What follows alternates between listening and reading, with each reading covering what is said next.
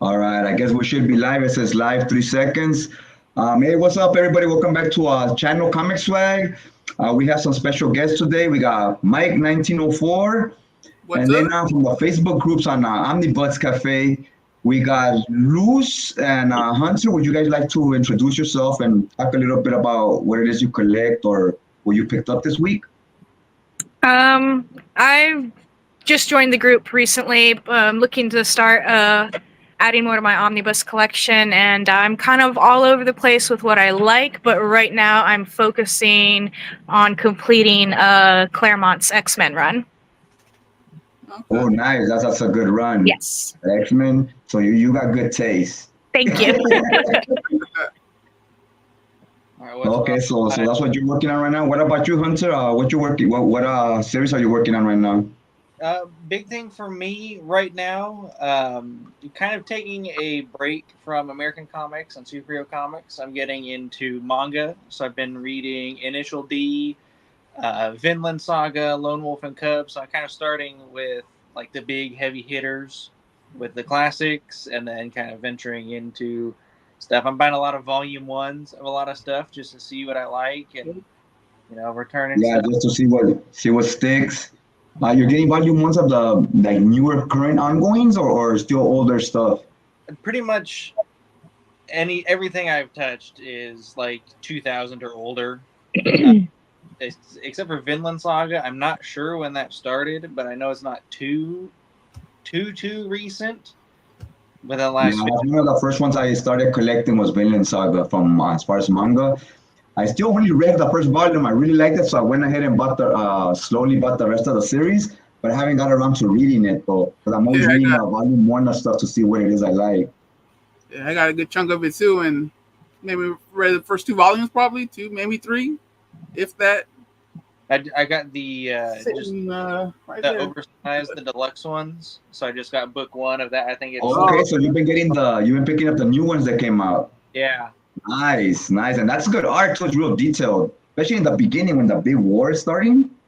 It's cool for me because like I'm American. I don't claim to be anything else, but on my mom's side, they're from Denmark. Like a few years ago, I got big into like learning the history and the Viking culture and stuff. So it's cool to read something Yeah, like.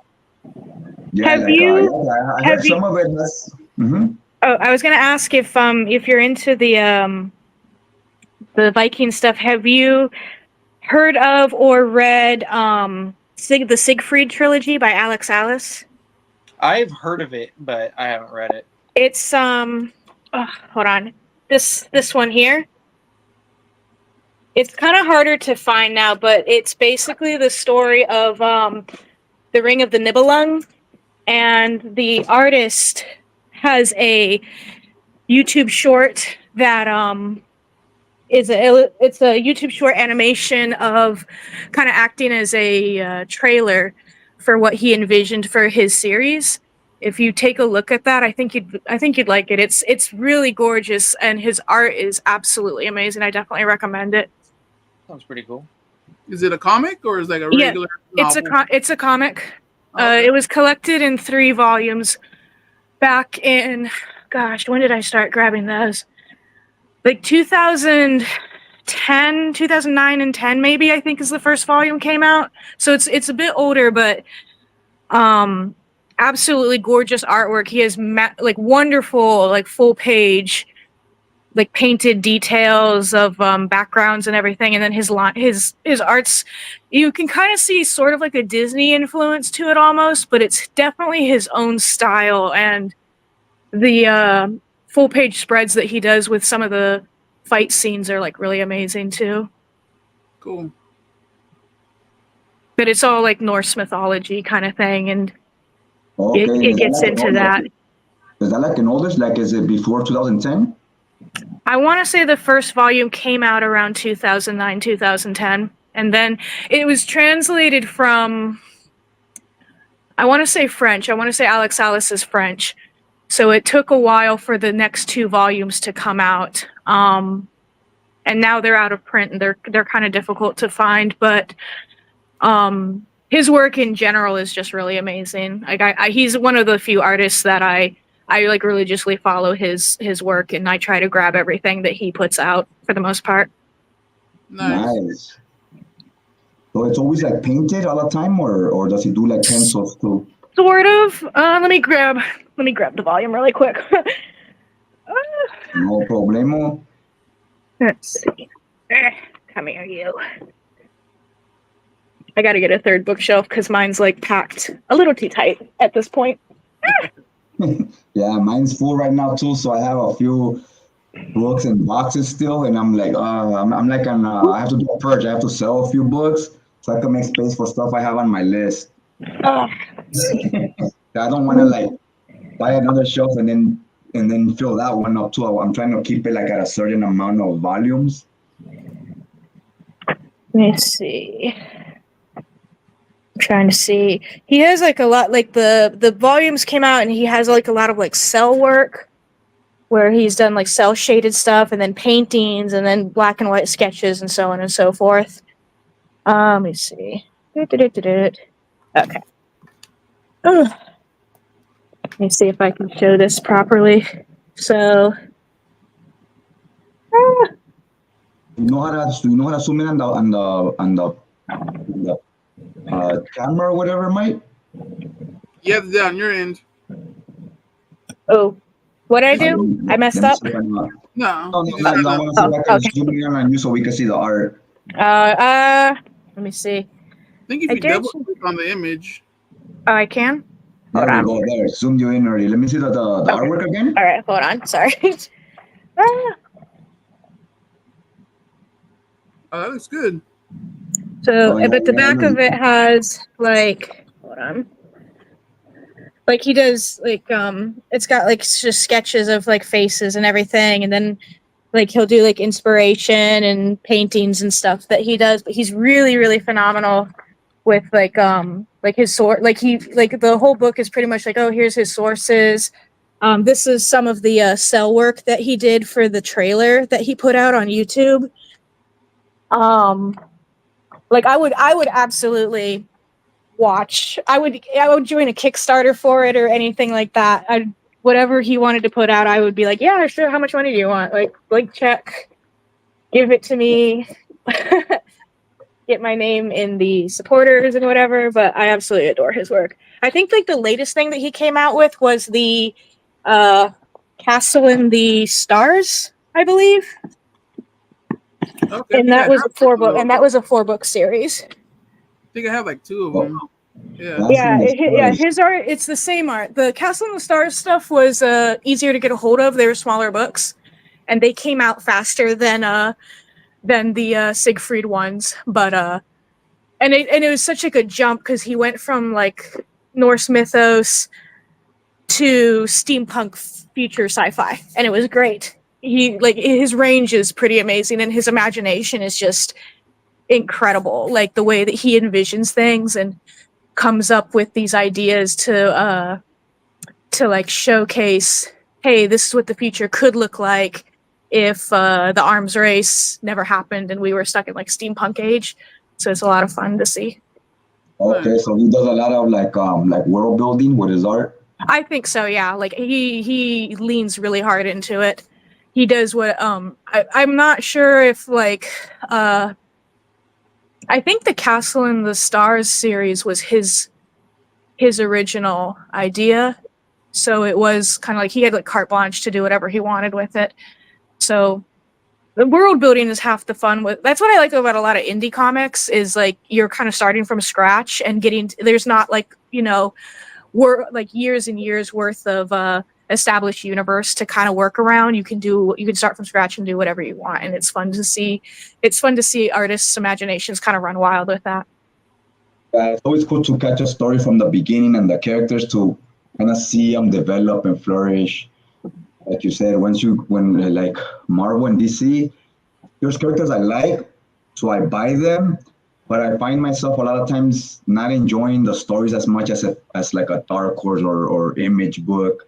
But I just continue because I've invested time in it, so I kind of want to continue the story. But sometimes it feels a little more like I want to say obligated, but like forced. Like I'm forcing myself to continue the story because sometimes there's arcs you don't like. And Yeah. with indie comics, it's different. Like I feel like I enjoy them more. Yeah, with mainstream comics, I tend to pick a character that I really love and care about, and then I'll just follow that character through thick and thin. It doesn't matter. It's like this is the worst arc you've been in, bestie, but we're gonna get through it together. So Yeah, it's like a sporting team. Like, they're really bad, but you still watch them. Like, yeah. just hoping they would improve. Like, Heard. and I think that makes it harder for the writers because there's so much, like you said, so much backlog, so much like baggage that comes with the characters because they've been around so long. So it makes it like if they try to change things or do their own thing, people will complain like, oh, like that's not the way the character is. Yeah. So it just makes it so much more difficult. It's hard to keep reinventing the character over and over. Yeah, I think sometimes too, like there's certain aspects about certain characters that are like, it's so integral to the character, you have to have it, and I'm fine with that. Like there's like for me with Spider-Man, it's like Uncle Ben has to die, like that has to happen. And when anybody tries to like do something different, it's like it's interesting if they can pull it off, but that's like if they can pull it off.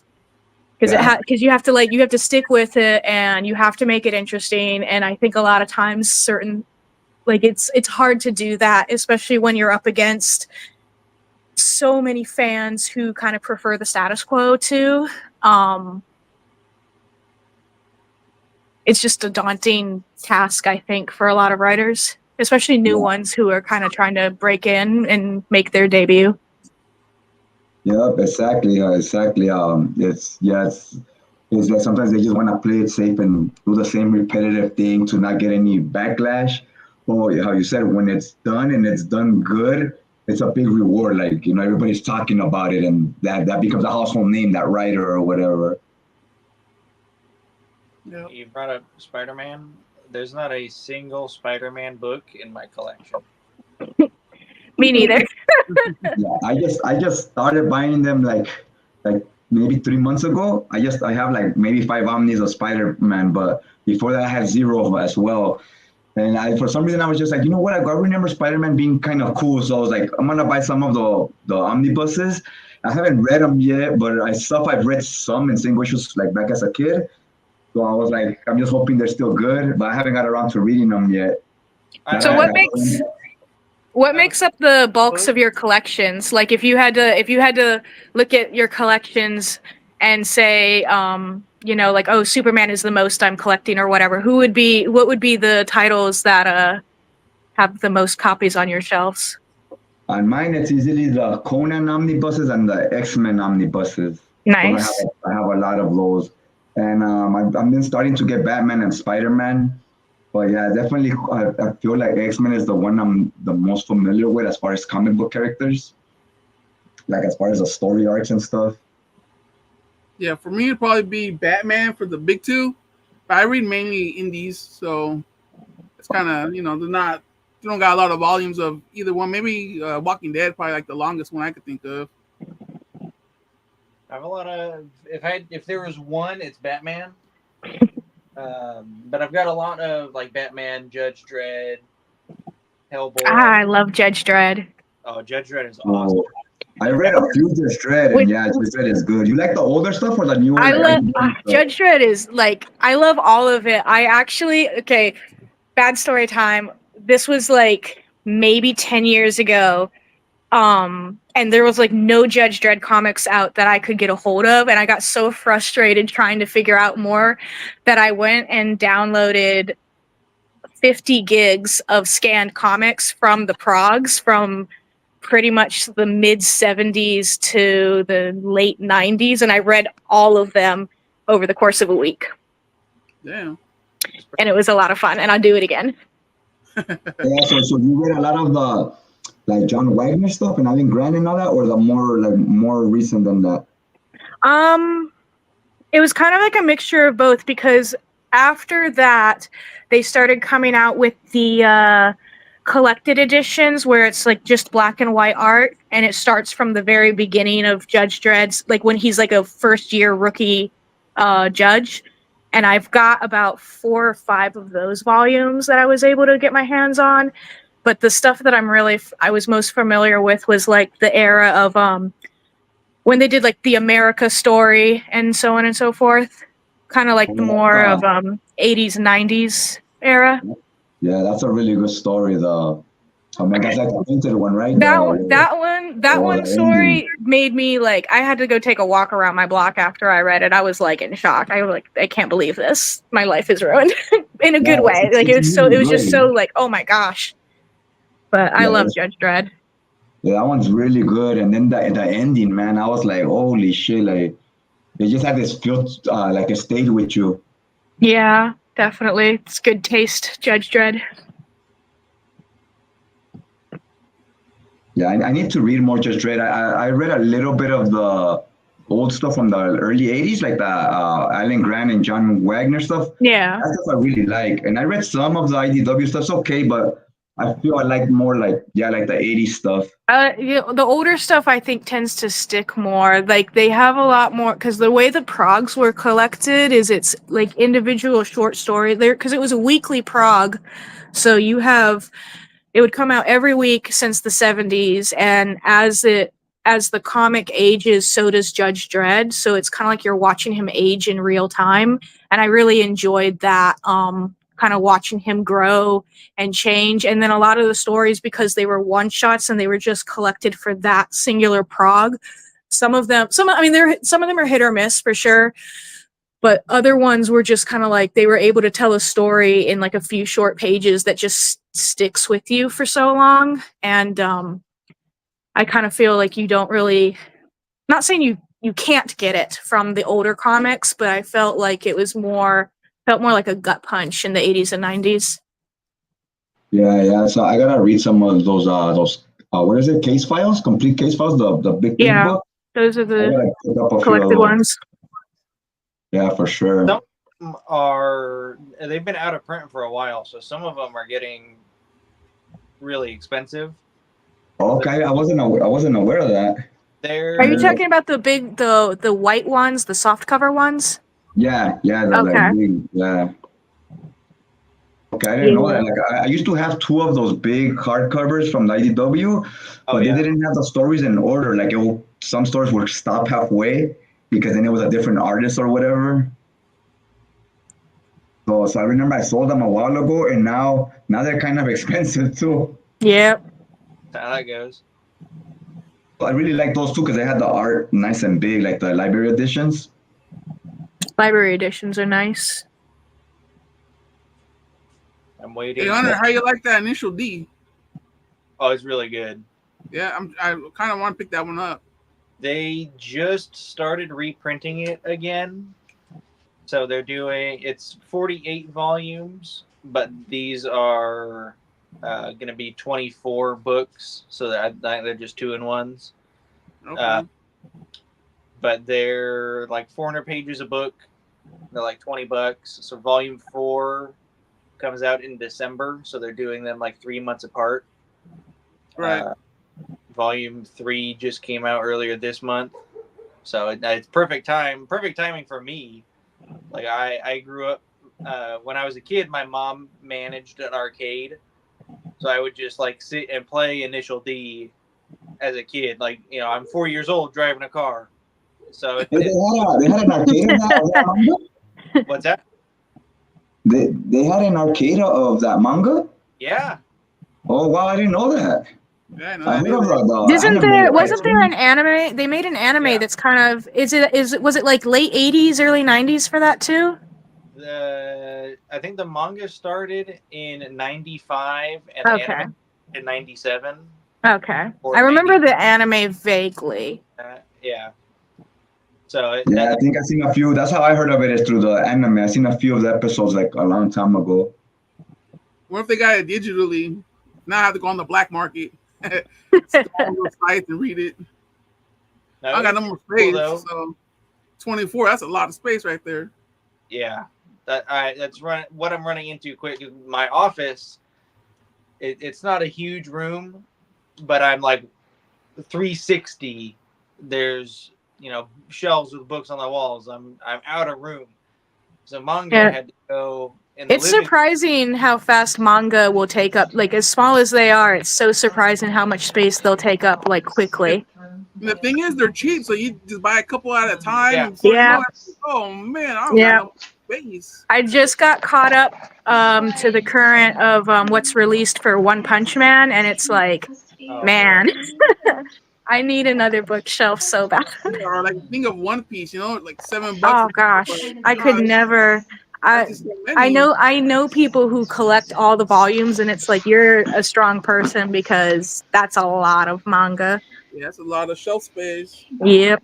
That's why I'm kind of sticking with these ones. I'll probably try and complete that series, but that's it. I got no more space to be taking on new stuff. Yeah, with manga, thankfully, the only thing that no, I lied. With manga, I'm collecting One Punch Man and then Record of Ragnarok, and then I told myself no more manga. I told myself that. But they're re-releasing Hellsing, and it's like, yes, because I missed the last 2 volumes when I was a kid. So I have to get Hellsing, and then I'll be done with manga, hopefully. You're releasing the deluxe ones? No, they're re-releasing the individual volumes because there were 10 or 11 of them, and I was collecting them in the first printing, and then before the last 2 volumes came out, for whatever reason, I just stopped collecting them, and I was kicking myself over it for the longest time because they're impossible to find. And then just within like the last couple months, I noticed they're doing reprints of the whole series. So Hellsing should be complete in the deluxe editions already. they Yeah, do. I think there's 3 of They them. do. I was thinking of getting them, but something about that red cover hurts my eyes, so I haven't decided yet. I kind of want it just because I do want it, like, the pages glow, because the detail of Hellsing is, like, so good, so it's like, oh, that would be so nice to have on those big pages. Yeah. Oh my bad. I said I've seen the big hardcovers of Hellsing, but I never actually seen the interior art. You should. Hellsing is one of those that I'm like, you have to read it. It is a trip and a half, and like, man. And they did a really good job with the anime. The Hellsing Ultimate was like, Hellsing Ultimate was like, this is how it should be done. It is like page for page. Everything that happens in the manga happens in the anime, and I was very happy with it. I love Hellsing Ultimate. All right. I'm gonna have to check out the anime. I might check out a few episodes. It's fantastic. It's really, really good. I bought so many manga, and I always read the first volume. Then I end up buying like the next 5 or 6 volumes, and I don't go back to it because I read the first volume of something else because I was just like excited to find out about a lot of different series instead of sticking to 1 or 2 and finishing those first. So I kind of don't want to get any more manga to read what I have because I got so much of it, and all of them I never got past like the 2nd or 3rd volume. I do that with Western comics too, though. Like I get caught up, like for example, Spider-Man. I buy 6 omnibus and I haven't read any of them, so I'm like, why did I buy the 2nd, 3rd, and 4th if I don't know if I'm gonna like it? Yeah. I do that. I don't know why. I like to punish myself. John Dibb, he showed up for like 2 minutes and left. Yeah, I was gonna introduce him, but then he logged off. See if he logs back on in a minute. But yeah, the initial D, I do want to give that one a try. So you guys mainly order online, or you guys hit the comic shops? I order online. I do a little bit of both. I have a comic shop that I really enjoy going to, and I like supporting them. And they have a really good stamp program where like you get a stamp for every $10 or whatever, and then when you fill the card out, you get like $10 off. And they're just really friendly people, so I go there every now and then and get smaller stuff that won't break the bank. But for more expensive stuff, I definitely crawl around the internet and try to find good deals. Yeah, it's all done. I really liked, but so it's like miles round trip just to go there. So, Yeah. What's up, John? Hey, how's it going? Hello. Fine, fine. We're just talking about like what kind of format is your go-to as far as collecting or reading? I'm mostly DC. I have been. That's where my dad started me. Um, before I could read, he always got comics, and those are the earliest character I can remember is Batman and Captain America. But I'm a big DC guy. But omnibus wise, I like to collect Marvel because they do such a good job of printing. You know. Um, they just do a good job printing back material. I just really enjoy that. So Yeah, right yeah. There's now, definitely a lot more options when it comes to Marvel than DC as far as because Marvel, I feel like they have almost every character already in omnibuses. yeah, yeah, And DC, like for example, Aquaman, you think they'd be more omnibuses of his. yeah. One thing I do like that I think DC does best than anybody is the absolute format. Those are just, I mean, yeah, I have to get those when they come out. Okay, I've seen them. I don't own any, but I feel they're similar to the library editions of like Image or Dark Horse. Yeah, And but I just feel like because I do like the quality. I feel like they're real expensive, like compared to the Dark Horse stuff. And I'm like, wow, I go, it's very similar, and the price is so different.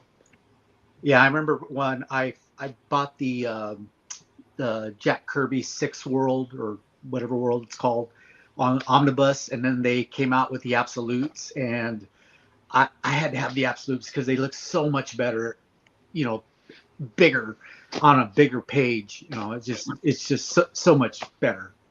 Yeah, I definitely think the absolutes are like something. If I was to collect them, I'd be more picky with it. Would have to depend on the artist because the only reason I would want bigger is for the art. The story is gonna be the same either way. Yeah, Yeah, it have to be like a artist that's a favorite of mine. Yeah, the absolutes that I'm looking forward to picking up at some point are the Alan Moore's absolute for his Swamp Thing run is Oh. probably like those books looks every time I see them in the like in person, it's just like one day. They're so beautiful just to look at. yeah. The only one I need is the Bernie Wrightson absolute, but I have all the others, and it's so much better because I have them in the the small hardcovers, the 5 volume, and it's like night and day. You know, it's so much better when it's just the big screen. I guess you could say. Yeah. Now, in the absolutes, are the colors and everything the same as like in the trade paperbacks or hardcovers? No, they've been They change updated, it? but I heard like they're reprinting the Batman by Neil Adams, and they're supposed to be using the original colors. I know they recolored them in the very first omnibus, but I think I heard that they're going to go back to the original colors for the new printing. Okay, yeah, 'cause I know the big ones were the Swamp Thing and Batman. Yeah, that the colors were different. If you guys remember, I used to collect the Conan's Chronicles, the trade paperbacks, and they were Okay. recolored as well, and the coloring sucked. So when Marvel brought out the omnibuses, I immediately sold my trade paperbacks because the omnibuses kind of kept it to the original coloring. Oh, I'm for the most part not a fan of when they remaster the coloring. Once in a big while it works, but usually I tend to like the way it was meant, the way it was originally done. Oh yeah, for sure. Yeah. Like I think for me it depends because I have a couple trade paperbacks where they're old enough to where they were printed on the not the glossy paper but like just paper and it's nice to see the pages reprinted on because I know the paper is how for some of them as old as they are that's how they were originally printed in the single issues. But I do admit I love glossy pages and I do like seeing the brighter colors. But I agree that it does depend on how they do it because if it's too saturated, then it's just kind of like you didn't even try. You didn't even try. Yeah, and also because like on the Marvel, like for example, that Savage Dragon I was talking about on the hardcover, the colors don't look remastered, but they are different than the single issues. And sometimes it's real obvious when it's digital coloring and it's remastered, so it completely changes the tone of the artwork. And sometimes if it's like older style art with new style coloring, it looks off. Right.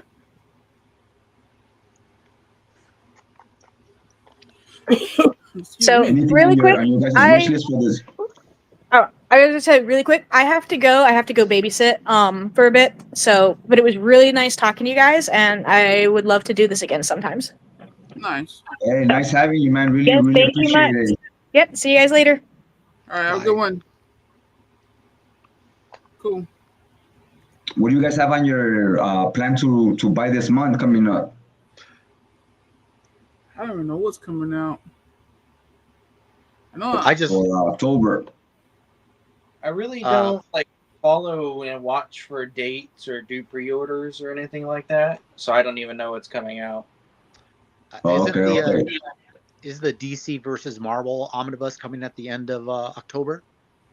Actually, yeah, I think it's the last week of October. I think it Yeah, was supposed to be this month, and they pushed it back. That's one yeah. I'm definitely waiting for those two. I'm wait. Yeah, I'm definitely gonna order that. I just ordered the fourth Ultimate Spider-Man omnibus, so I have all of those, and I got the Death of Ultimate Spider-Man. So I'm looking forward to reading. I haven't read them yet. I haven't opened them yet. I was waiting to get all the Another one. volumes. Yeah, I read the first two hardcovers a while back, and it's pretty good. I enjoyed it. It's a bit wordy because it's Bendis, but it was good. I think Herald County comes out next month. No, in October, the omnibus. I'm not sure if it does. That's one I probably would get to. Probably those two, and I still have Ghost Rider. It just came out this week, but I don't think I'll get it till maybe next week. Oh, Danny Ketch. Yeah, that one. The art always stood out to me because it was so different than other, like it was, the 90s art styles had like a different like style to them, and Ghost Riders was completely different. The Mark Tejeda art and the Mackie, I was like, this is completely different than other art styles in the comics I was reading at that time. So it always stood out to me. Gotcha. I'll probably pick that up at some point. Yeah, that one's I never read the whole thing. I would just buy the random issue here and there, but it was pretty good. I remember it was more like street level action and horror. I Right. feel like Ghost Rider is one character that they haven't really done a whole lot to continue like with their backlog. Like Marvel is really good at that, but like Ghost Rider stuff is really hard to come by. It seems like. Yeah, for sure. He's one of the last ones they decided to even for the omnibuses. It's like one of the last characters they chose. They've only done two, right? The Jason Aaron run, and then this Danny Ketch. Yeah. As far as I know, it's only those two. I think how long did the run go? Like 3 omnibuses worth? Gosh, I for sure two. Yeah, because I think it's 80 issues or 75 or 80. Plus, it has the Midnight Sun stuff. So Okay. I'm thinking maybe three omnibuses. Nice. But Yeah, 3 is definitely manageable compared to like 15 of Spider-Man or something. Yeah, the big two stuff, that's out of my league. Yeah, I need to cut down on that stuff too. Like I always tell myself I don't want to start new characters. Then I started the Batman and Spider-Man. And I said, you know what, I'm not gonna get the whole thing in chronological order because it's gonna be too much. I'm gonna pick and choose. Gotcha. Yeah, I just stick to my indies and Batman's about it. Yeah, What did you hear Boom that? Studio hardcovers are coming out?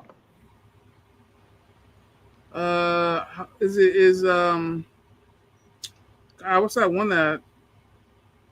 Trying to think of I one know that. the Woods is coming out, but Oh, there was The Woods, one yeah, more. there you There was go. one more, and I just can't remember what it was. That I was like, oh, I'm gonna check that out. I'm not sure. I have a little list of there's only like 6 or 7 things coming out probably the rest of the year that I want to get. I wrote them down. I don't have the little list with me though. Yeah, The Woods is one. For Boom, I could think of. For Image, I know it's what's the one that just came out? Volume number 1. I haven't read it yet. Can't even think of the name of it. I forgot my damn No, list. Manifest Destiny. Yeah, that's one. The volume 2's coming out, but the other one, the volume 1 that's coming out that I've been waiting for a while. Is Birthright. Oh, there you go. Yeah, Birthright. Yeah, Birthright is good. I'm getting that one for sure too. Hell yeah. That one's good. Are you guys reading any Image, or do you guys collect any Image hardcovers? I got the Invincible Compendiums, the 3 hardcover set.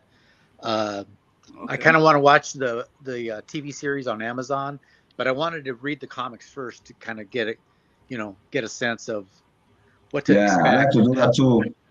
I like to read the comic first and then watch the shows, and then to kind of how you said, like, compare and stuff, what they did similar or better or worse. Do you guys collect any floppies? Nah, No, I have some singles of back issues, like a lot of the Ultra Force stuff that I want to one day have made into custom bound hardcovers. Oh, okay, cool. Yeah. So I have to read it first, so I could put them in the order, the tie-ins and all that, the way they're supposed to be before I get them made. I have those and Fathom. I have a lot of Fathom issues that I also want to turn into omnibuses. cool. But no current singles or no ongoings. It's been probably like 3 years since I've been in the comic shop. I have eight or nine short boxes. That's what I started with, was single issues. But then once prices started going up, and I realized there are online retailers to get the same thing in a trade paperback, and you're gonna save like $20. You're gonna save a ton going with the trade paperbacks and hardcovers. I still collect floppies. I'm there every week at the local comic shop, and I have at least 30 long boxes. Wow. Yeah, that's a lot of long boxes. It is, man. I'm kind of trying to convert them into short boxes because they're easier to carry. Oh yeah, for sure. Yeah. I would for sure go with short boxes. I tried that when I had back issues. Mm-hmm. I bought the long box because I could fit more. But once you try moving it, I was like, why didn't I get short boxes? Yeah, I had a friend who collected short boxes, and I said, "Why did you do that?" And he said, "They're easy to move." And then I decided, okay, I'm going to change. And yeah, they're a heck of a lot easier to move. Oh hell yeah! Those long boxes, they get heavy. Yeah. The reason I got a couple of long boxes because they were cheaper than buying 2 short boxes. Yeah, that was my thought process too. Saved $50. Well, I was like, damn, I gotta break my back to pick it up, so never mind. Yeah. For me now, for single issues, it's like if there's an artist or a writer that I really like, and they do a series I really like, I'll buy like a signed book from that series and display that. Or like when a con comes around, I'll look at whoever's going to be there. If they've been a part of some series that I like, I'll just get whatever cover looks cool, go and have it signed, and then it sits on my shelf. Okay, you know what? Talking about the single issues. So when you guys go to the comic shop, because I went to a comic, and I hadn't gone in like maybe 2-3 years to a comic shop. And because I mainly do my ordering online as well, because it's just so much cheaper, to you get like 50% off and stuff instead of spending $130 for one omnibus at the store, at the shop. Mm-hmm. So this last time I went, I seen they're bringing back, at least DC is bringing back a lot of the like chromium variant covers. I don't know if you guys have seen that. Oh, I've seen the foil covers. I haven't seen any chromium ones. Oh, yeah, my bad. Yeah, the foil ones. Yeah, I've seen those. I was like, oh shit, they got foil covers again. That was pretty cool because that was definitely like nostalgic to me.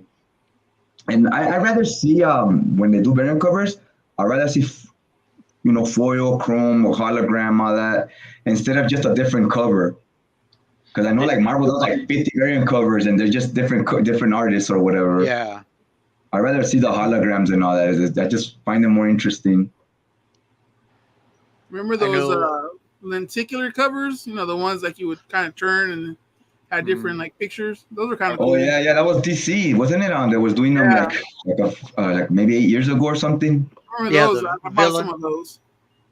I think it was that villain month where they did all villains for Yeah. everything. Oh yeah, and the what was the other ones? There was the new 50, the new 52 ones, wasn't it, or the end or something like that? The future New 52 or something like that. Yeah, there you go. Was the Futures End? I think it was. Yeah. Yeah. I have the Harley one just because they A lot really. of those damn Scotty Young baby covers. You remember those? Yeah, they're still doing them. I remember bought a couple of those. I just have the Harley Quinn one with Joker. That one I thought looked pretty cool. Probably got like 8 of them.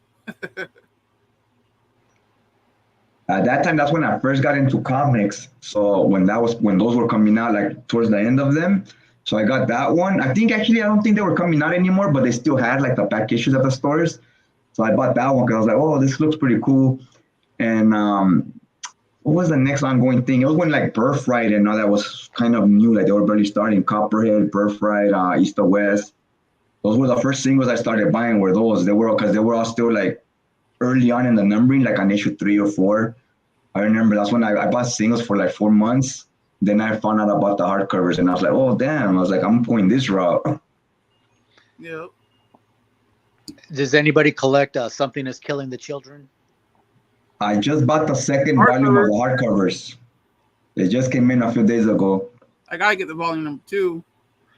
And Yeah, that's a good series. Yeah, you should have hopped on it on last week. They had it for like 65% off on in-stock trades. That's when I picked it up. Oh, nice. Oh, nice. Yeah, it was like $20. Damn. That's really good. Yeah. Oh yeah, that was a good deal. I was like, oh hell yeah! I wasn't even gonna make an order, but since it was $20, I was like, now I gotta get it, but I gotta add something else to make it $50. Just pay the $3 in shipping. I'm really bummed about the way I remember the discounts at in-stock trades were so much better, and now they're like, you have to really remember think they were like about what you 50% off on opening day. Now they're 38%. 38, 42 for DC. Yeah, Marvel isn't really much of a discount. It's better than nothing. Yeah, it's still better than nothing. But yeah, we got so used to that 50% on the first week. Yeah. And now it just feels like they went up so much more, for sure. I think Image is still like 42%. Yeah, Images. The Arcos went up down to 38 as well. I think like Boom and them, it's like 30% maybe.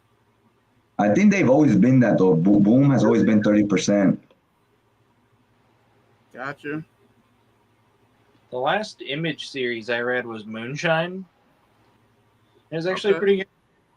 Oh, the werewolf one, right? Yeah. I seen that. I haven't read it, but I've seen it. It looks pretty good. I was gonna get the omnibus, but I don't know why I didn't.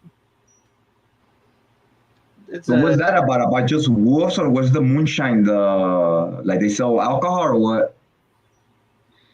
I don't know how to explain the plot without kind of spoiling it, but it's like the mob up in New York. They're looking for somebody to make them cheap, strong alcohol. So they go, I think it's West Virginia, and so they send like a bruiser guy down there to intimidate them into working for the mob, essentially. And like, very suddenly there's a twist, and that's as far as I'll go. It's okay, so that's where the Moonshine name. I was thinking maybe just a play on because they're like wolves or something like. Oh no! Yeah. The actual Moonshine involved. Yeah, that's one I definitely do want to check out. I'm gonna eventually check it out. That one, and there was a Bitter Root. That's another one I kind of wanted to at least read digitally and see if I enjoy it. Nice. Yeah, I got the hardcover on that one. Actually, that's the thing I like about like the Image stuff too. They just go like 50 issues or 30 or whatever. So you just need 2 or 3 hardcovers. It's much more manageable. Well, a lot of the indie titles, they don't go very far. I think of just Walking Dead. That's almost 200 issues, but I can't think of another title that has 200 issues. Yeah, to me, even if a series, even if a series went 100 issues, I think like a 100 would be good because it's like long enough where you could develop characters, have people die, and all that stuff. Invincible, that one's pretty long. I think Invincible's 142 or somewhere around there, 150-ish. Right. Walking Dead, I think, is 193, but Spawn Yeah, Spawn. been longer than Walking Dead. Spawn's been going on forever. It's like over 300, isn't it? Yeah. I think Savage Dragon is over like 250, I think. Yeah. Savage Dragon, I'm actually currently reading. I started from issue 1, and I'm like at issue, like, I just finished like issue 50 or something, and it starts off kind of interesting. Then it kind of started losing me. Like, it kind of felt like I enjoyed it as a kid, and I felt I didn't enjoy it as much now. And then it was also kind of overly wordy as well. Yeah, that's why a lot of the other stuff I don't like too much. It's too much like words. I don't want to feel like I'm reading an actual book. I just want to get through it quick. I was kind of like skimming through the dialogue because a lot of times it's just saying a lot of the same stuff over and over. So I was just skimming through the dialogue to the important parts.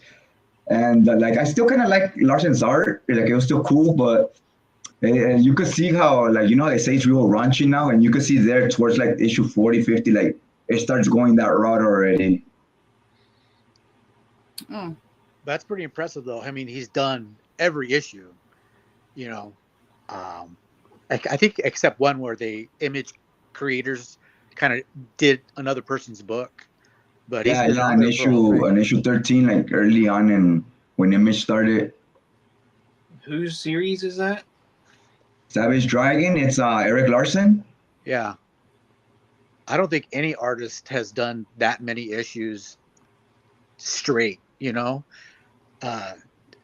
It's like the one thing that bothers me about new comics is that they'll say, oh, new writer, and then they'll give the artist, and the artist is only on for like maybe 4 or 5 issues, and then they switch to somebody else.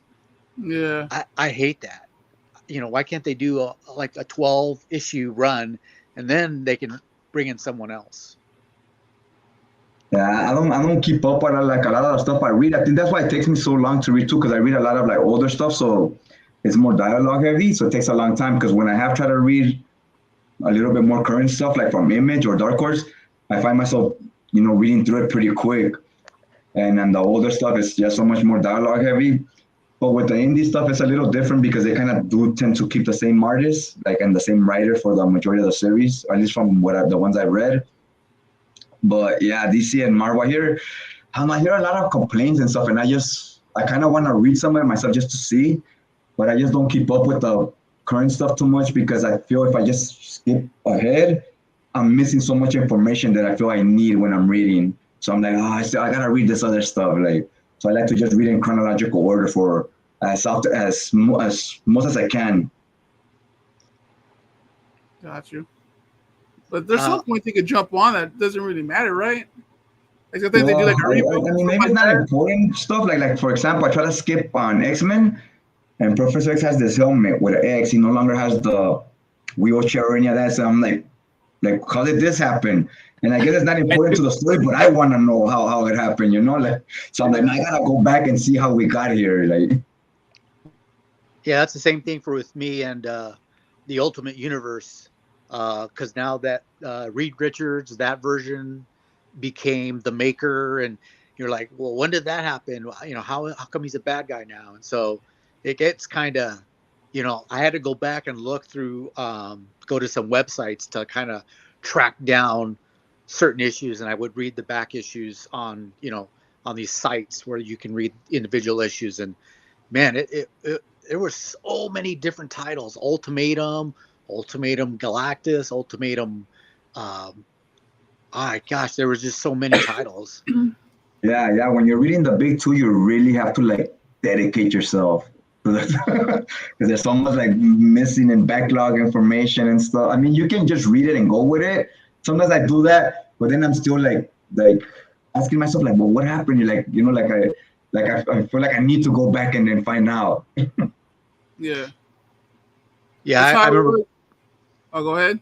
Oh, I remember buying the Ultimate Omnibus comic by Hickman, and I was totally lost. I had no clue what was going on because Reed Richards was a bad guy. I was like, well, when did this happen? And you know, I was just I was totally confused.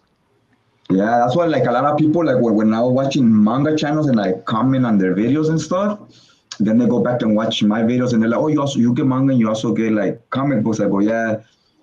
So they always make that comment of like, nah, I tried reading Western comics. It's so confusing because there's so much missing information. And I always tell them, I go, don't start with Marvel DC because that's like where newbies are gonna go. Cause that's what they know. It's like, oh, Batman or Spider Man. Like, so they're gonna go there and it's gonna be so confusing. I go start with like Dark Horse or Image or like Boom. I go start with non-superhero stuff that you can start from issue one. I go because there's a lot of comics that are like manga. I go where it's just one series without crossovers, without anything. Kind of like a manga is very like straightforward in the way you collect it. And I go, yeah. I go, there's comics like that too. They just don't know about them though. And I go, yeah, just like Walking Dead, for example, or Invincible. I go, well, you just start from the beginning and you don't gotta buy all these tie-ins. And they're like, oh, okay. I go, yeah. And they go, that's a lot of them say that's what stops them from buying Western comics. Yeah, like this week I read Jason Aaron, the Ninja Turtles, Volume 1. It started off with Raphael. He's locked up in San Quentin prison. I was like, what the hell? What's this about? I was tripping. I was like, I don't know if that had anything to do with the previous story or what, but I was confused. Yeah, I need to get I think the next hardcover that gets released is gonna lead you up to the Armageddon game. So I need to get on. I read up to volume 4 of the hardcovers, but I think I might have to start from volume 1 again and read my way up, and just kind of like binge read it because that one you could read kind of fast. 'Cause it's more little more current or more modern. Yeah. That's something I just recently got into is Ninja Turtles. The IDW or is that ID the one? Yeah. I got the first volume, but there's just so many. I can't really. I mean, I want to go back, but I usually wait for a sale. If it's a good sale, I might pick up one or two, and then You just got keep the reading. volume 1 of the hardcover of the IDW ones. Yeah, Oh yeah, that series I is only got good. two. I felt that one was like a really solid series. I read up to the 4th one, and it was good all the way through up to like issue I think 40 something. Yeah, two is the price. They're like $40 a pop, aren't they? They're They used to be 40. I think now they're like 50, but you get them for like 38 on or you get them like 40 on Instant Trade, and before that used to be 34, I think. So they Yeah, went I up remember like getting $5. them for like $32 or something like that. Yeah, but when Target has those sales, you could get 2 for 50, I think. Oh, okay. A pretty good deal. That way you get like no wait up. Is it I think it's a buy 2 get 1 free. I think it's Target or Amazon or one of those.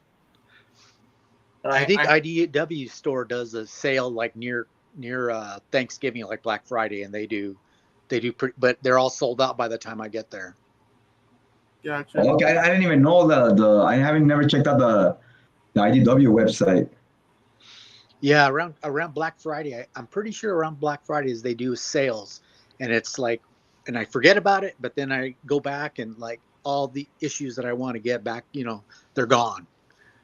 Okay. And they're a really decent price too, really good. Okay, yeah, like I remember last time some guy on the Facebook group, he was selling 1 through 14 for $200. I was like, damn, I go, that's a good deal. That was a killer deal. The only thing is I already had them all. So I was like, I already have them all. I go, or else I would have bought them. Yeah, that's a great deal. That is a great deal. Yeah, that's like $20 each book. Yeah, I got the 6-gun Gunslinger editions from Oni Press. They did a sale. They were like 60% off, so I got them all. Oh wow! I'd like to read that. I read the first trade paperback. It was pretty good. Yeah, I didn't finish the whole series. I got maybe the first 1 or 2 volumes I read. I probably got one more I have to read. But it's been a while, so I'm about to go back and reread them all. I remember hearing about that series, but I've never read it. But I remember when those books were coming out, the big hardcovers. Yeah, they're good. At least what I read was good.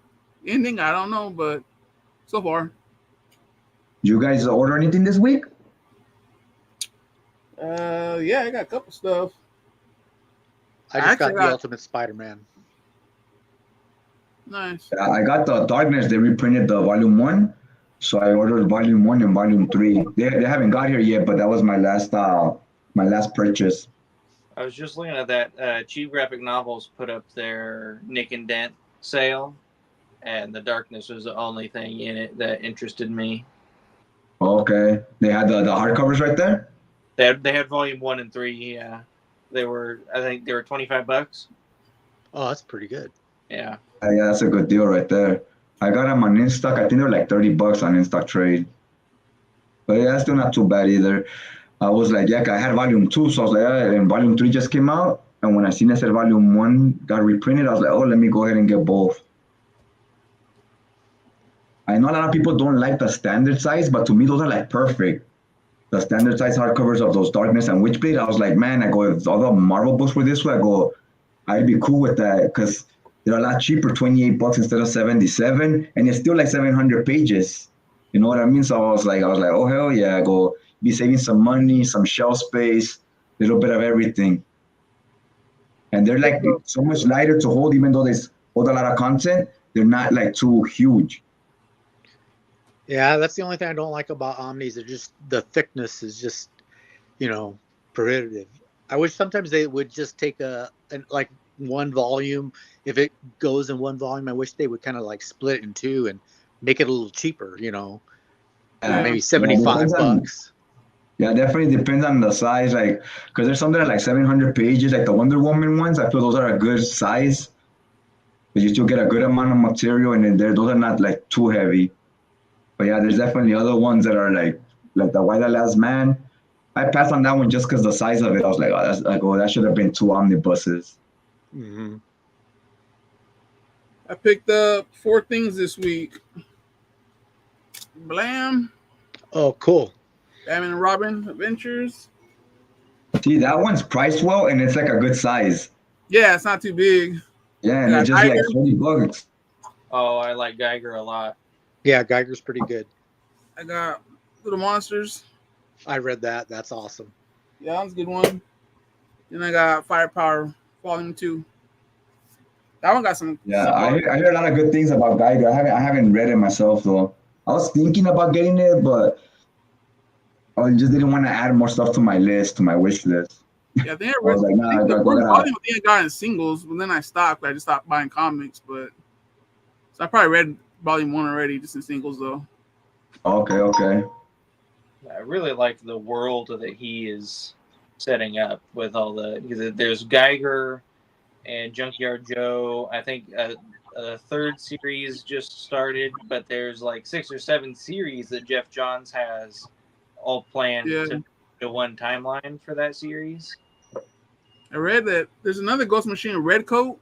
I read that one. That one Red Coat. Yeah, I got kind of annoyed though because Albert Einstein, he's like, he has an accent, but the way they write it, I gotta like the W or the V, but the way he pronounces it with like a W, so they just write it weird. I was like, oh man, it was kind of weird to read. I felt Isn't there one called Exodus as well? Yeah, there's one called Exodus. I haven't read it though. So all those are gonna be like Marvel DC, where it's like the same universe. Yeah. Okay, I didn't know that. The universe itself has a name, but I don't remember what it is. Okay, that's pretty cool. I used to think that like with Image, I was like, I wonder like the guys that write books, I was like, if they could write 2 or 3 series and just have them connect, like how Hellboy does with BPRD and Hellboy.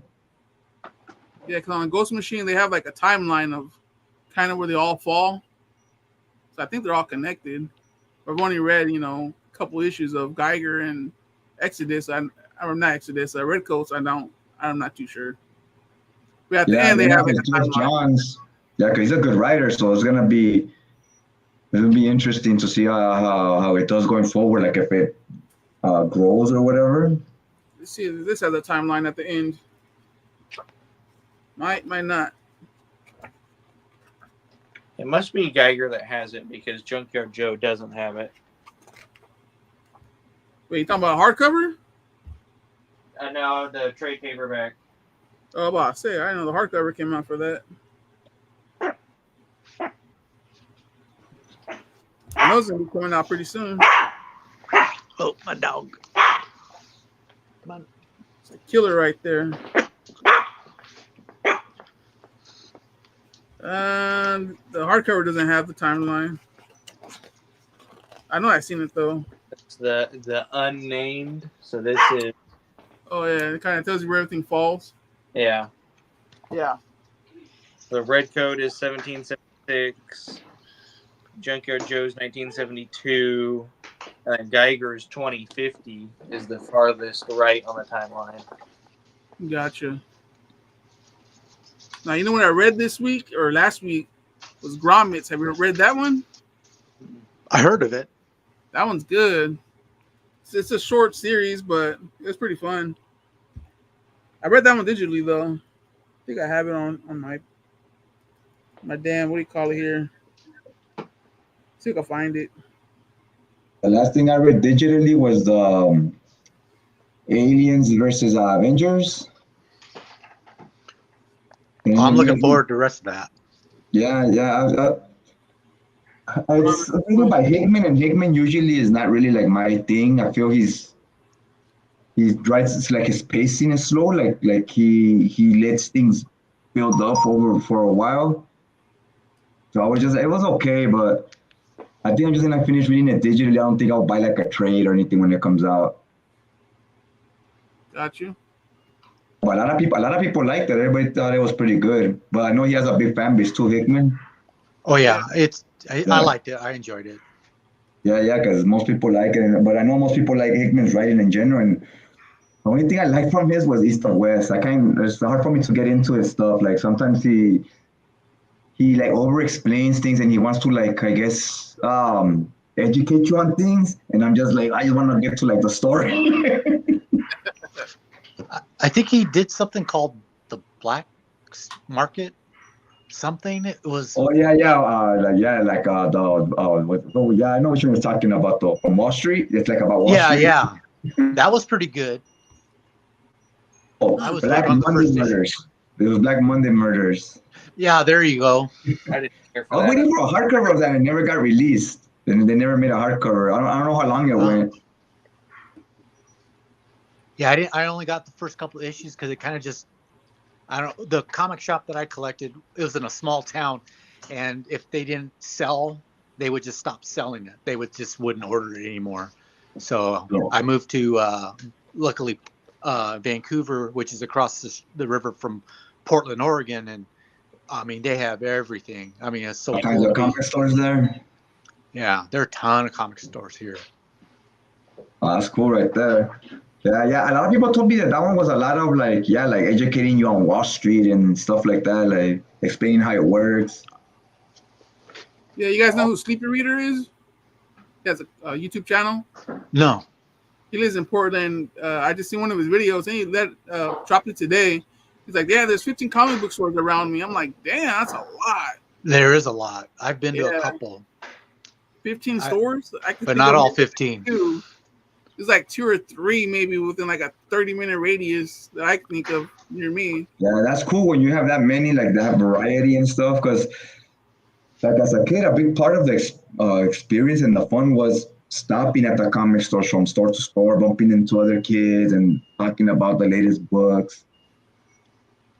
The one thing that I like with all the comics is, because I still collect floppies, like I started collecting it was Poison Ivy, but I missed the first couple of beginning issues, and I just went around to different shops, and I was able to fill in a lot of them, and then for the last couple, I just had to get them on eBay, which was only like 2 or 3 of them. So I really like living here with all these shops because they're so different. One will specialize in more recent issues, and then there's one called Excalibur that does more, it's known for its back issues, so it's pretty cool. You can find, there's one that's like a maze, like the ending of Indiana Jones and the first Indiana Jones movie, where that guy's pushing the 10 Ten Commandments on a in a box, and he's, all these boxes are all around both sides. I mean, there's one place that just literally is like that. Nice. Do you get good deals since there's so many shops around trying to compete? Not really. Some of them have well, there's a one in Vancouver, which is not in Portland, but they do an awesome Black Friday. They do 50% off all their omnibuses and hardcovers. So, and that's and then they did something for Free Comic Book Day. I think they did also 50% off hardcovers. And I remember getting the Flash omnibus for 50% off. And then I picked up the Super Sun Super Deluxe Super Duper edition for half off. So, yeah, last couple omnibuses I bought there, and they only do them once a year, once or twice a year. But yeah, I mean, otherwise, the store I go to gives me like a 10% discount. Plus, I don't pay tax because it's in Oregon. Yeah, when I was going to the comic shop, I could pay, I think it was like $10 or $15. You could join their little membership, but you get like 20 or 25% off of comics, new comics and back issues and stuff like that. So that was a pretty good little deal. I didn't mind paying the $10, $15.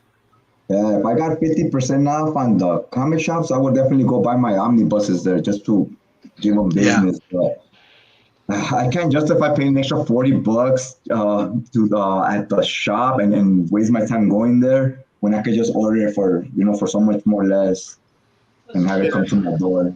Yeah, get two for the price of one. Hey guys, I got to get going. It was really awesome talking to each of you guys. All right, cool. Yeah, thanks for joining. All right. Yeah, thanks for joining, man. It was nice having you. Yeah, we'll see. Hopefully, see you again. Yeah, for sure, man. For sure. We'll try to do this every 2 weeks or something. Oh, okay, cool. Yeah. So always just message us whenever. Keep us updated.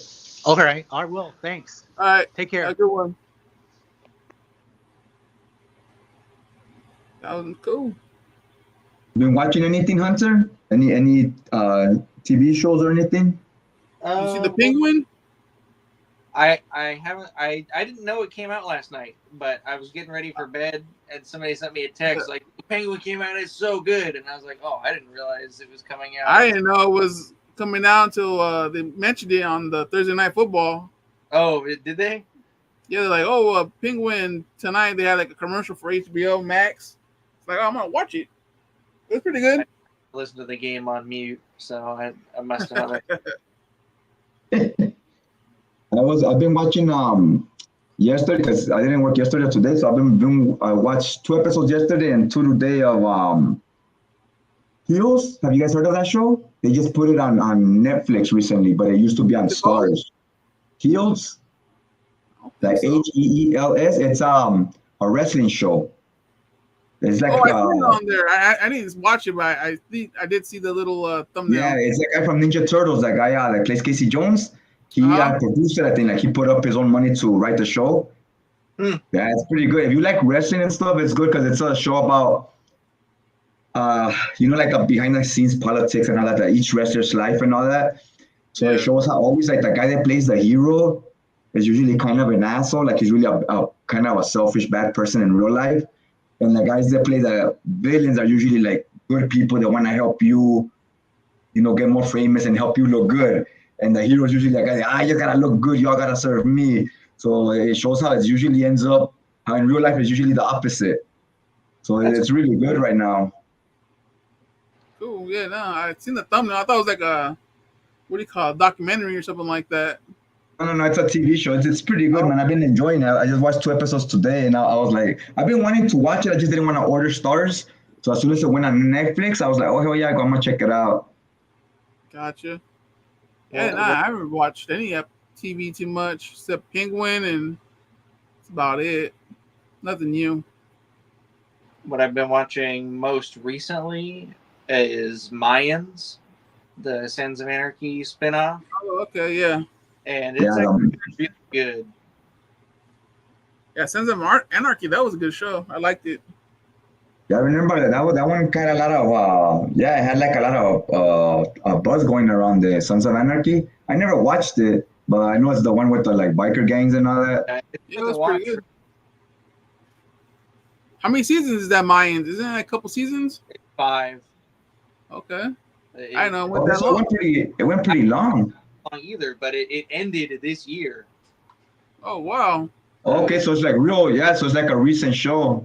Yeah. Yeah, I had no clue it went that long. That's Yeah. cool. Sons I gotta of check it Anarchy, out. 8 seasons. Like Sons of Anarchy went from 2008 to 2014, and Mayans went from 2019 to 2024, I think. Damn. Okay. Just Okay. as long almost. Damn, that's crazy.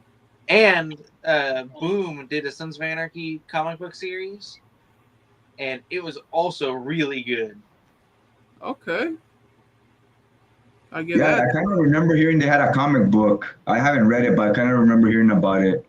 I really liked it. I thought it was really good, but I read it at a point where I was kind of realizing that there are other things than just superheroes, and there's other things than just DC and Marvel. Yeah. Oh, yeah. I Once you, I liked it because I liked the show a lot, but also it's like just regular people doing regular things on the regular Earth, and there's no like space aliens or evil terrorist regimes or anything like that. So it was really refreshing for me to just read a good story about people. Right.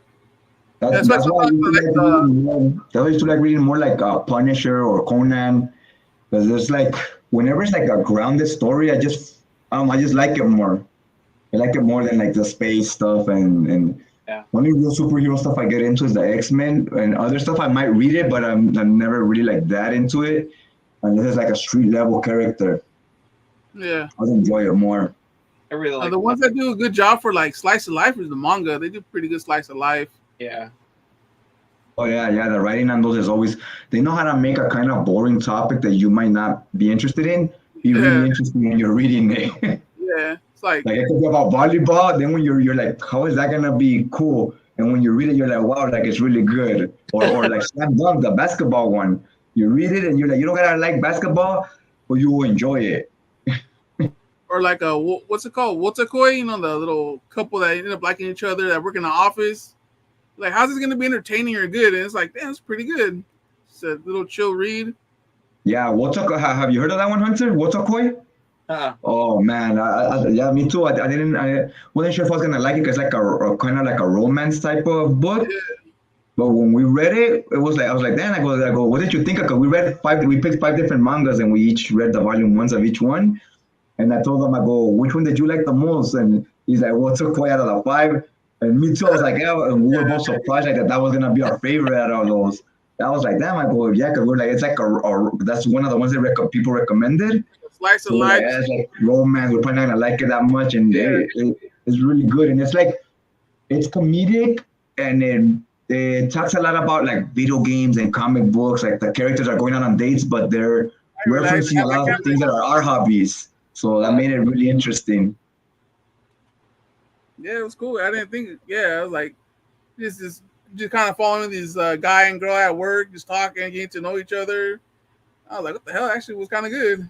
Yeah, because the girl she's dating the guy, but in dating him, she's teaching him about what she's into, and she's into comic books, video games, and all that. And yeah, when you're reading it, it becomes entertaining. It totally sucked me into.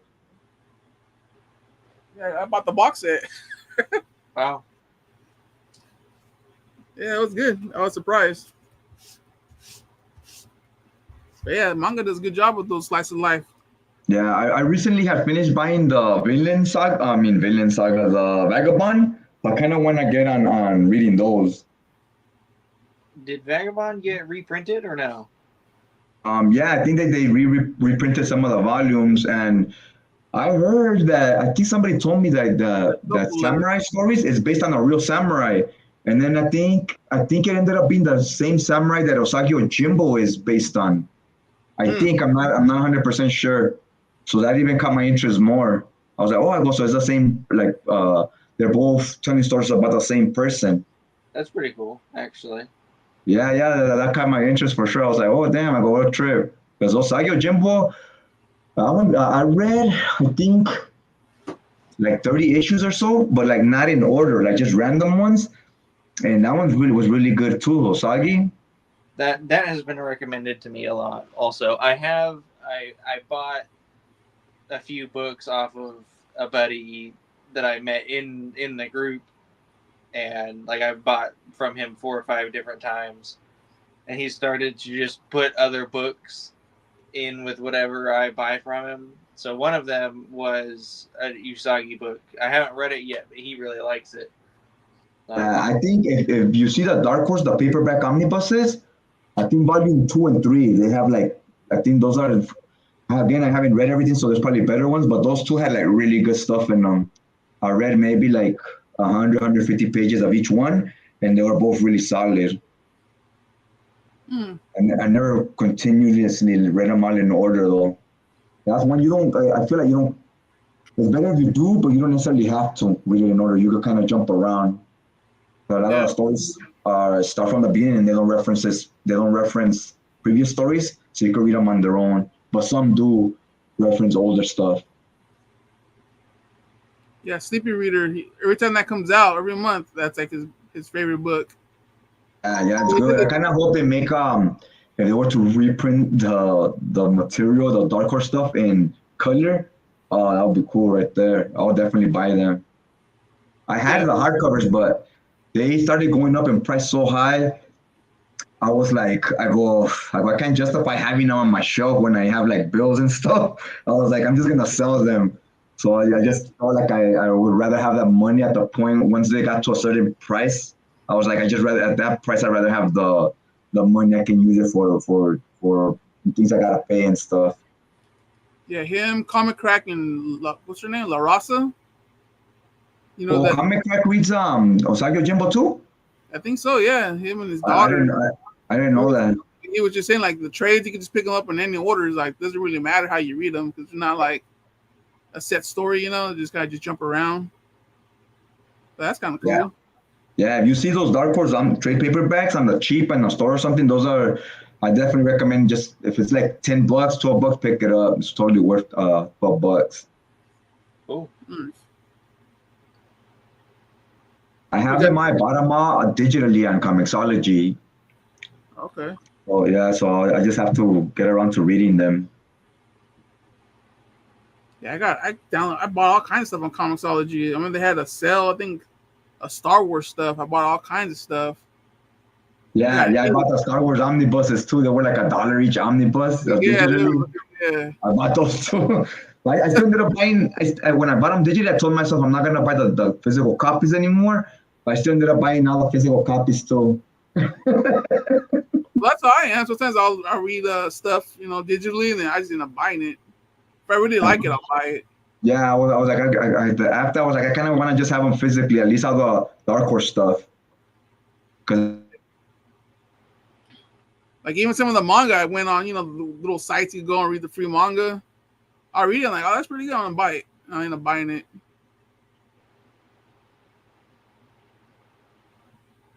But yeah, yeah, you guys watched that? You remember that movie we watched a long time ago, Code 8? I remember the movie. With that same guy that plays Casey Jones on Ninja Turtles, that same guy, he did that movie, remember Code 8, where they're like superheroes kind of, like they have superpowers but they live normal lives. Yeah, I think I know. They recently made part 2. I just watched it too. And it's pretty good. If you like X-Men and stuff, I feel this was like, it almost felt like more like a TV show than a movie, but this felt better made, like a better made version of X-Men than any of the X-Men TV shows they try to do. Oh wow. Gotcha. Yeah, check it out. It's called Code 8. They have a part 2 now. They just came out like 2 months ago on Netflix. Got you. Yeah, I'll check it out. Code 8. Am I thinking of the right movie or am I thinking of something else? That guy did and you could tell it's like low budget, so it feels like a TV show, not a movie. But that guy did such a good job and then considering the budget he had of telling it felt like a decent X-Men story. It's basically about a girl that has superpowers and they're looking for her because, they don't want her walking around with these superpowers or whatever. So other people with powers are trying to protect her Actually, to I'm not stop sure her if from getting caught by the government. Might be lying. I don't think I watched this. You seen the part one? 'Cause I remember we did a chat about it a long time ago. Okay. 2024. That's why. Like this cover don't look familiar. Yeah, that one just came out. The part two just barely came out. I no wonder. Like this don't look familiar. Came out in February. Got you. Yeah, I was like, that don't look familiar. Yeah, to me it just felt like kind of like X-Men, like where they have superpowers and they have to hide their superpowers because the government is whenever they catch anybody using powers, they're an automatic threat. It's like they're walking around with a weapon or whatever. But instead of the Sentinels, it's like robot cops. So they're robots and they're just going around. So for when they find people with mutant powers, so they have to live kind of like be ashamed of their powers or whatever. Yeah. Anything you're gonna be reading this week that you're looking forward to? You gonna try to read at least? I did just start reading Pokemon. Okay. So, I don't know why I never realized that there were Pokemon manga. The But- Pokemon Adventures? Yeah, that has a big fan base too. Pokemon, that's a huge fan base. So Yeah. I'm having some nostalgia because I just finished this morning the first volume of Vinland Saga, and so why not read Pokemon? Earlier this year, I played a bunch of the games again, so it's cool. It's nostalgic. Yeah, Did you do Pokemon that is. phone one? Wasn't there a Pokemon where you gotta catch them with your phone or something like that? You gotta go certain Yeah. spots and Pokemon Go. Yeah, I remember that was a big craze, the Pokemon Go. Yeah, my brother-in-law got into it. He's like, "Hey, you want to go with me?" I'm like, "Where?" He's like, "Oh, the J Street Park Marina or whatever." Yeah. Like, all right, yeah, I'll go with A you. bunch of stuff. Like I would go in the middle of the night with my friends to the park because the parks were like whatever the highest population of Pokemon were Right. for whatever reason. So we would go. There were a few neighborhoods that had a park, and we would go and spend like an hour at each one. Right. Like total weirdos to anybody watching us, I'm sure. Now there was a lot of people too. I was like, Yeah, the hell? I heard something about that on the news where they were saying, like, be careful where they're saying you don't go to like dangerous, don't let your kids go to dangerous areas and stuff if the app tells them to. Yeah, it was like 10 o'clock. There's probably like 70 people there. I was like, damn. And this was like, hey, go over there. There's a Charizard. And started yelling all this stuff. You see all these people start flocking to her. He was telling them. I was cracking up. But yeah, I was like, damn, this is popular, I guess. I didn't Yeah, get I into it. remember it had a movie. They didn't have one or two movies. I remember it was big. Pokemon. Yeah, Pokemon's big. I just didn't know the game was that big, the Pokemon Go. I feel like that brought a lot of people into manga. Like the people from that generation grew up with the manga because of Pokemon, and then after that was Dragon Ball. The TV show, the little cartoon. I remember watching that. That one was cool. And now when that came out, I was a little bit older. I think I was already like starting high school, so I wasn't like watching cartoons a lot. But I remember I had a younger cousin. He's like 3 or 4 years younger than me, and he was so he was still like in 5th grade or something, and he was big into Pokemon. I remember I was like, damn, I see everybody with Pokemon. Yeah. Remember I worked at the YMCA and some kid gave me like a deck of cards. And all the other kids were hating on me, like, wow, you gave Mr. Mike that, this and that. And they were all pissed. Like, why'd you give it to him? I never used them, but I just kept them like, cool, man. I used to think that the way the Pokemon is drawn, I used to think all manga was drawn that way, like that style. And so I actually started buying it. I was like, nah, some of it is like really like detailed, like it's not that cartoony. Some of it's more realistic. I used to think all manga had the same art, like Sailor Moon, Pokemon Yu-Gi-Oh! style. Stuff like that. Yeah. I didn't know what manga really was back then, to recently, really, a couple years ago. I knew of it because of like Gundam and stuff like that, but I never like read it or collected it. Yeah, that's what I'm saying. Like, I knew what it was, but I never like actually seen it or held it or owned any. I didn't start till like not last year, but like 2 years ago. Like 2 years ago, I started buying some. Then last year I stopped because I just stopped kind of buying books in general until like 3 months ago I started again. Got you. Gundam is another series that I did start. I got the first Mobile Suit Gundam Origin manga, so I got that. That was pretty cool, Yeah. pretty interesting. Yeah, I was reading that one too. A lot of people told me that the Thunderbolts is the good one. As far as story wise, it's like a more recent one. But I haven't read it. I only read the origin as well. I read the first, I want to say the first two or three hardcovers of the origin. That one was pretty good too, but you could tell it's like more dialogue heavy because it's a little older. Yeah. Yeah, and I heard the Thunderbolts is really good. I kind of want to check it out. I'll have to check that out. Thunderbolts. The only thing is that one doesn't have the nice fancy hardcovers, just regular paperbacks. That's fine. Go on the dark web and read it for free. Have you read Berserk? So everybody has recommended Berserk to me, and I'm kind of avoiding reading it because I know enough about it to know I'm gonna like it, but I don't want to start reading it and get sucked into this. Like if I start it, I have to finish it, and it's like 15 books, so I'm kind of just trying other stuff out first to see if there's just anything else out there that I like before I start Berserk. I think I got the first 6 deluxe. Oh man, I read that first volume. So it's the first 3 volumes on the first hardcover. Man, I was like, this is good. Like it's good. I really enjoyed it, and I don't know why I always do that. Once I finish one book, I always tell myself I'm gonna continue like binge reading, but then I want to hop on something different too because I want to read everything. I want to catch up on everything. That's so I never went back to it, but that one was really good. Yeah, I think we read that one. No? I read the first 3. Yeah, I know we read the first omnibus. Okay.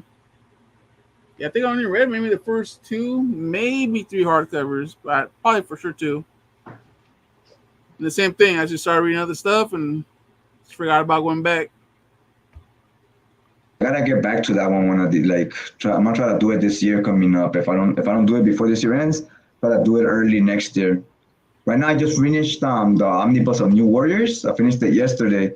So I want to start on the 2nd volume. I like it, but I don't think I'm gonna buy volume 3. I think I'm just gonna sell them after because I have to kind of start reading out some books for other stuff coming out later.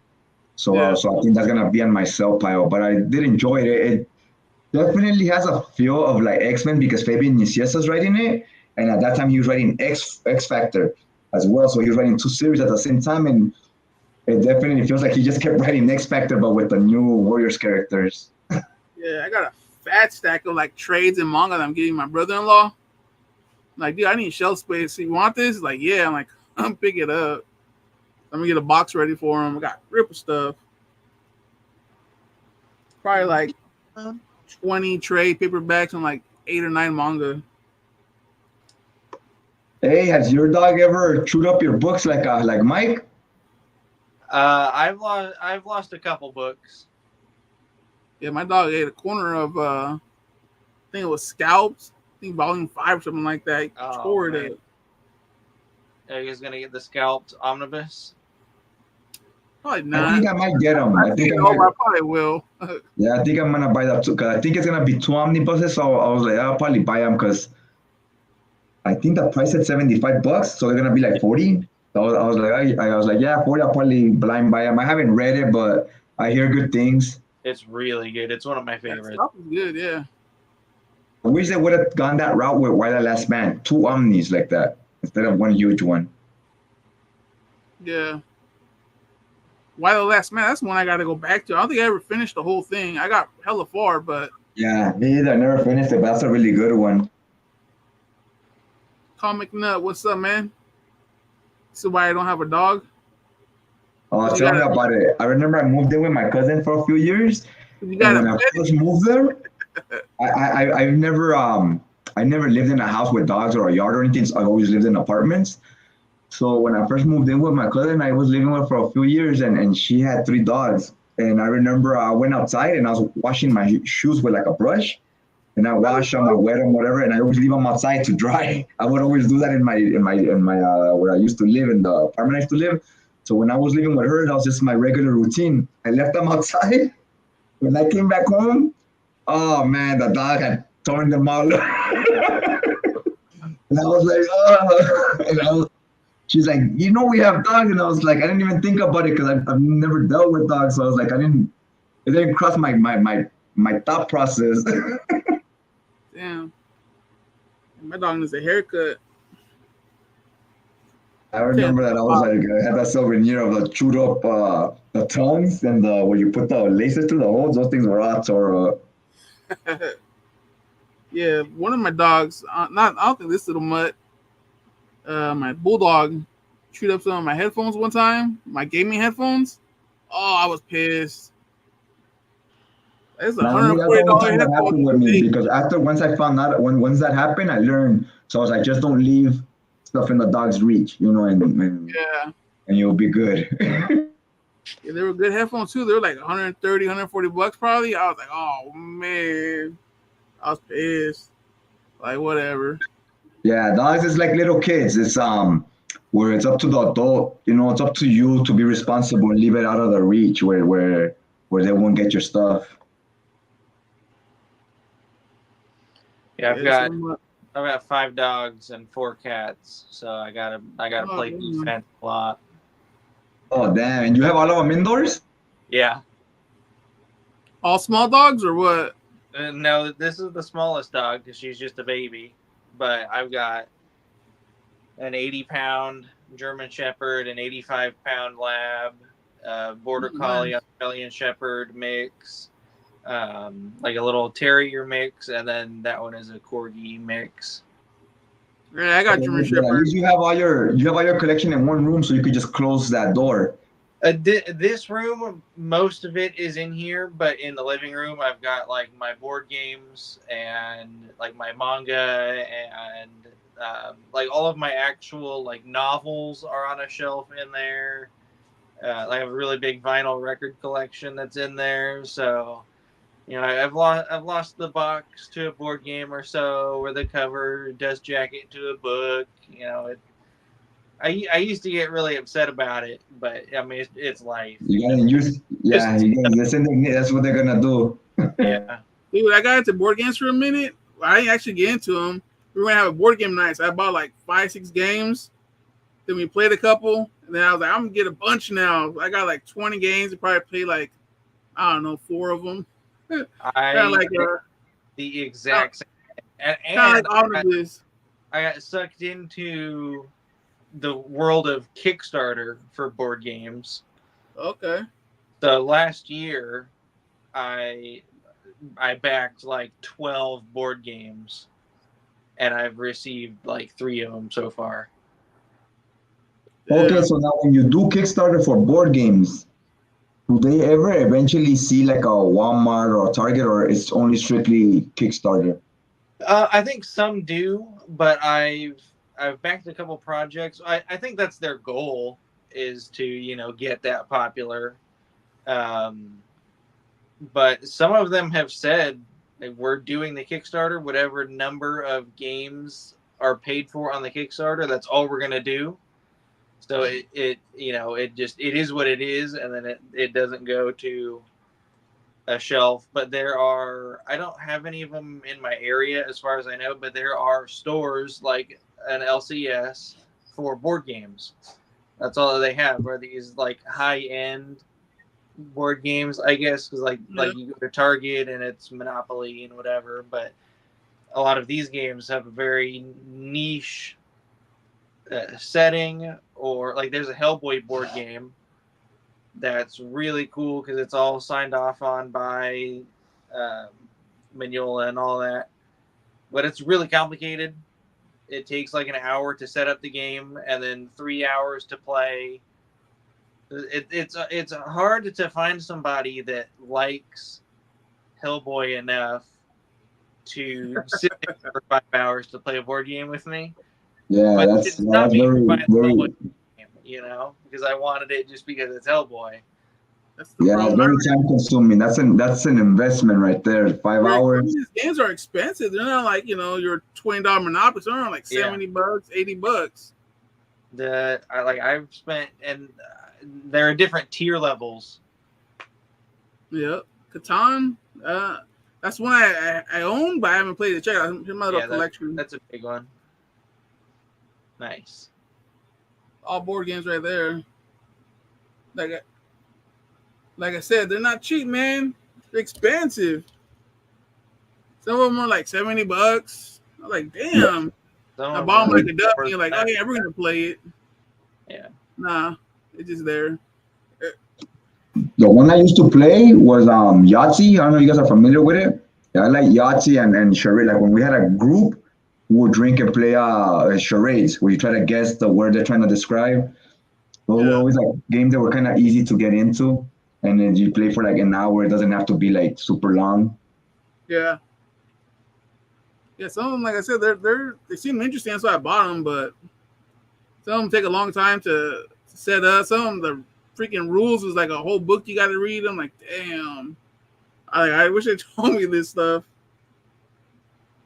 I remember a lot of like guys used to like to play like dominoes or poker, and I was like, man, to me it felt like an old person's game. I was like, man, that's like for old people. Like, and I was like cards, and then when girls would show up, they wouldn't like playing that either. And then we'll start playing like charades, and that's like something everybody could get into, like all ages and genders and stuff. That's why I got some of my games. Was from Amazon. Sometimes it'll be like 20% off, 25% off. You get a little deal on them. So some of them I got some little deal. They're still expensive. From like $70 to like 55 or something like that. Still expensive. The one that came out into it before was the Warhammer, but then I heard it's real expensive to buy the pieces. Warhammer is very expensive. That's what I heard. But yeah. You gotta buy your army and stuff, right? Yeah. Then you still gotta find people that you have to explain everything to. So I was just like, nah. I was like, I'll dedicate that money to just buy my books. Yep. You have to buy and assemble your army. You have to buy the paint and buy the glue and buy the special little tool. And you need to buy the rule book. But then each box of units that you get, you have to buy a separate book that tells you how to use those units. So you're spending so much money and time that for some people it's worth it and they love it. But for me, like I have too many hobbies and not enough time. That sounds less of a game and more of you just collecting the pieces. Yeah. It's more like a collecting thing than it is actual playing the game. Yeah, because Warhammer, they're miniatures, right? You can paint them yourself. Yeah. Yeah, I've seen people just buy the miniatures just to paint them. They don't even play the game. Just want to paint them. Yeah, just to collect the figures. Yeah, I'd rather, if I'm gonna immerse myself in that world, I'd rather just buy the novels and read that. Yeah. Yeah, so I got a group of games here still wrapped up. Just chilling. One day they'll be played, maybe. They're like Gloomhaven. I bought that one. It's like a $80 game, but damn, there's so much like rules to it. Like, I don't got time to read that. I'd rather read a trade paperback or something. Yeah, definitely. I remember Monopoly. I played like a long time, and I remember that used to take forever to finish a game. You dedicate the whole day. People fighting. Yeah, that's Uno. I think just Yahtzee was the sweet spot where you could play one or two games, and it's like 40 minutes, 30 minutes. Yeah, Uno is one that was cool, but people will get pissed off by that one and hit them on a draw 4 or something. They get all mad, like, damn, just Uno, relax. Yeah, I remember Uno too. Oh, yeah. I'm gonna check what else is on. What else? I'm gonna start doing like a watch list. I never used to do that, like towards watch list, to see what I start watching. I try to avoid turning on the TV because if I find a show I watch movies sometimes, but not that much. Usually the shows that interest me more because since it's a lot of episodes, you could draw out the story and the characters more. But once I find a show I like, I'm like, oh, great. Now I'm gonna be like watching every day an episode, you know. So I try not to do that because then I stop reading. Like I read less because then I'm watching the shows. So I kind of want to get into. I kind of don't want it to interfere with my reading time too much. I've been reading more at work because I get some downtime sometimes. And I take my tablet with me. I'll just kind of try to read like an issue or two throughout the day. Get lucky.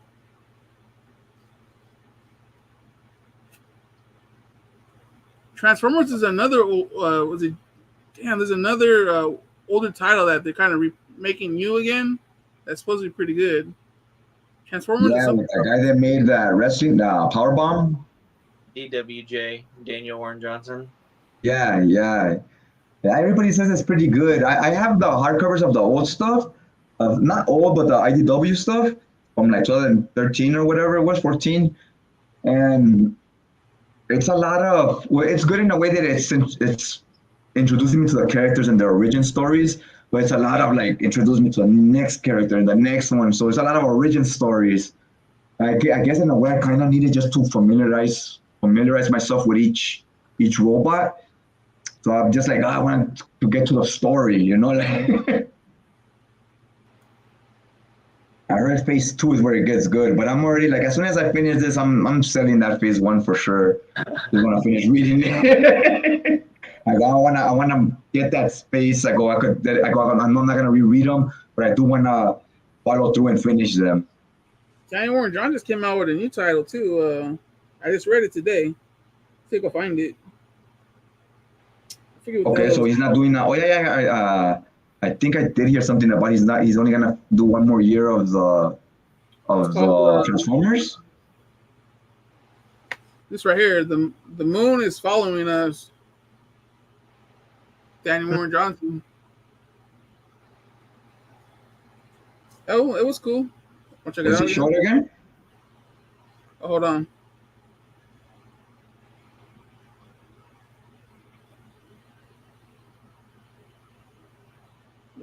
Okay, yeah, the art looks pretty cool. I think I may have seen it in one of the groups, like a picture of it. Yeah, it just came out. I think, was it this week or maybe last week? And if you want to see, it's kind of the interior. It's pretty cool. It's kind of like what's that murder? What's it called? Something Falcon? Falcon. Yeah, the Murder Falcon. Yeah, it's kind of the same style. Does he do the art? Because I think does Warren Johnson do the art as well? I think he does it on the Falcon book. Let's see. Art is by Riley Rosmo. Oh, Riley Rosmo. Okay, yeah, I heard of him. And then colors is a lot Mike. of the newer, like the artists from like say the last 10 years. A lot of them I heard of them, but I haven't read their stuff because I don't read a lot of the current stuff when it comes to the big two. Just because, like I said, I kind of like to read it in order. Right. I hear the names, but I'm like, I haven't actually like read their stuff unless maybe sometimes if they worked on something that's from like Image or Dark Horse, because that I could just hop on from the beginning. Honestly, I don't even remember the names like the writers and all that. I don't even care. I don't even look until like after like say there's a couple of titles of theirs I actually like, and like then I'll start remembering the name. Like, oh, I think they did this one. Like, oh yeah, they did. Then I start kind of remembering the names. Other than that, I don't even look at who writes it or. Yeah, you start familiarizing yourself. Like I kind of try to put when I like something, I try to put into who wrote this, or if I like the art, like who drew this, and I go back and check the credits and stuff. Just like I keep an eye out for, so I can familiarize myself with that name. If it's something I enjoyed, like Rick Remender, I think I have like a few books of his, and I like his writing. It feels hard to explain it, but it feels like it has a feel to it, like his stories are similar in a way. Like you could kind of tell it's him, but it's always like good. The one book I didn't enjoy of his was, and it felt like a cool concept, and the book just kind of fell flat for me, was the Uncanny Avengers. Because I thought, it's an X-Men book, and Remender's doing it, and It's about Red Skull, and I was like, oh, he's gonna take Professor Xavier's brain. It felt like an interesting concept, and when I read it, it felt like the Uncle Scrooge story, or what's his name? Is it Uncle Scrooge? The Ghost of Christmas Past or whatever story. It felt like that, like we're just going back in time and look, this was what happens because you did this or whatever. But I didn't enjoy it. Yeah, Rick Remender's doing this one, the one I was talking about earlier, Romits.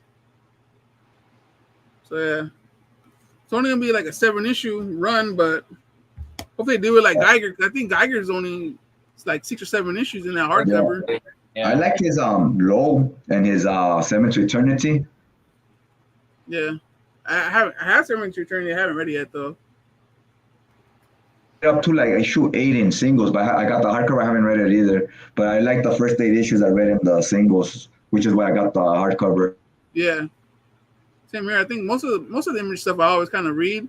I read maybe like a trade paperback or two worth in singles. Well, back then I did. Now I would stop. Like, all right, I'm gonna get this one when the hardcover comes out. Yeah, that one gets a lot of praise too. Fear Agent gets a lot of people recommend that in the Facebook group. That's another one where I got the hardcovers, the deluxe, but I think I only read the first one. I gotta go back and finish these damn things. Yeah.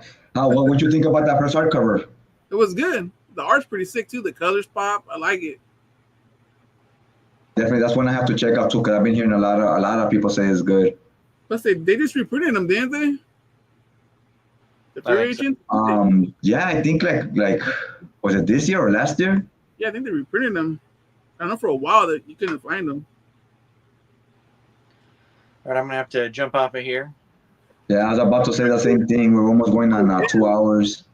I didn't All right, realize. man. It was good meeting you, man. Hey, keep in contact and keep in touch on the messenger. Yeah, See if we do this again like in another 2 weeks. Yeah. Or like an hour or so. Hit me up. Yeah. All right. Nice meeting you, man. Take it easy. All right, people. Have a good night. All right, man. Later. Good night. All right, guys. I think we're gonna log off because I'm done too, man. It's been kind of was not late, but yeah, we've been on for a while already. I'm gonna go eat finally. Okay, yeah. Just don't log off yet, so we can schedule the next one. Let me just log out. I'm not gonna go live anymore, and I'll talk to you right now in a minute. Yes, All right, sir. guys. If you got next time, hit that like button. Leave comments on the comment section. You already know, and we'll see you next time. Peace.